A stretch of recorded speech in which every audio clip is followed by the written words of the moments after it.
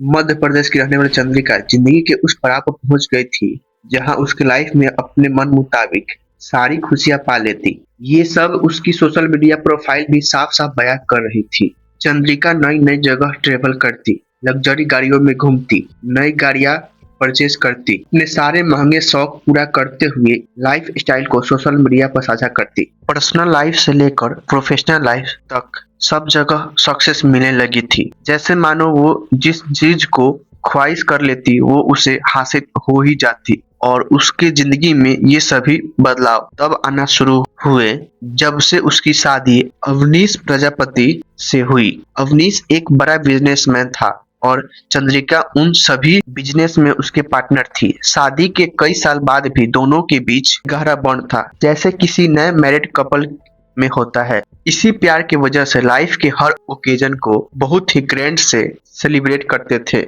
चाहे उनकी marriage anniversary हो, घर में किसी का जन्मदिन हो या फिर कोई प्रोफेशनल सक्सेस। दोनों का 6 साल का बेटा भी था।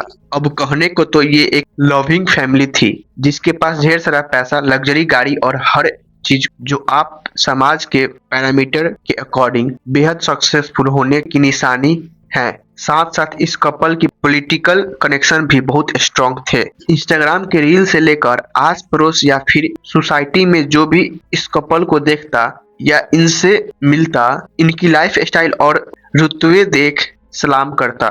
लेकिन अगर मैं आपसे कहूं कि ये कपल इस बात का जीता जागता सबूत है कि इंसानी रूप में हैवान इनके जैसे होते हैं, तो ये गलत नहीं होगा, क्योंकि बेफिक्री से घूमते फिरते अपने लाइफ को एंजॉय करने वाले ये बहरूपिये ऐसा खतरनाक खेल को अंजाम दे रहे थे जिसने कई लड़कियों और लोगों की जिंदगी इस कदर तबाह कर दी थी कि इनके पीछे 3 स्टेट के पुलिस पड़ गई।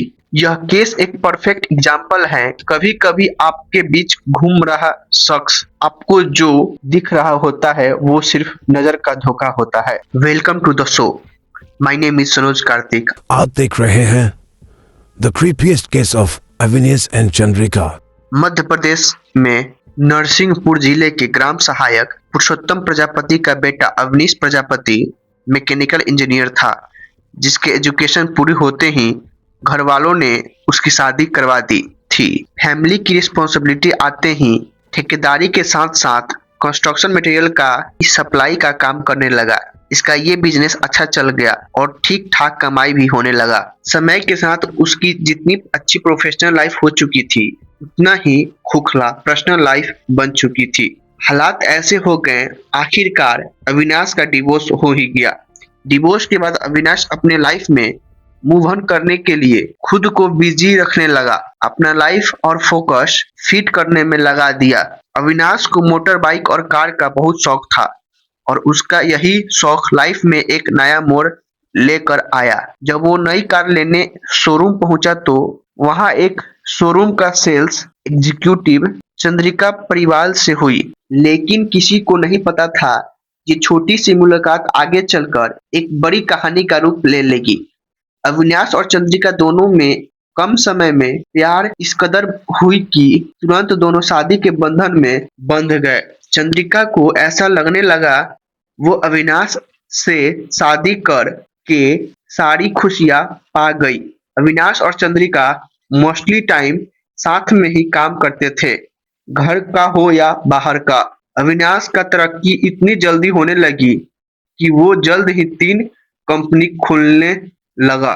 Companies Rudra events, Rudra constructions, Rudra entertainment, जिसे रन करने में चंद्रिका उसकी पूरी तरह हेल्प कर रही होती है। साथ साथ चंद्रिका बिजनेस प्रमोशन में भी एक्टिव थी। चंद्रिका और अवनीश लग्जरी लाइफ का नुमाइश इतना जोरों शोरों से करते हैं, इसके पीछे इनकी सोची समझी साजिश था।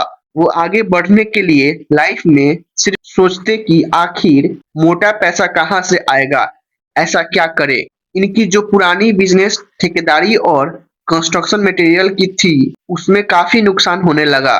वो दोनों ट्रेडिंग कंपनी खोलकर लोगों से फ्रॉड करने लगे।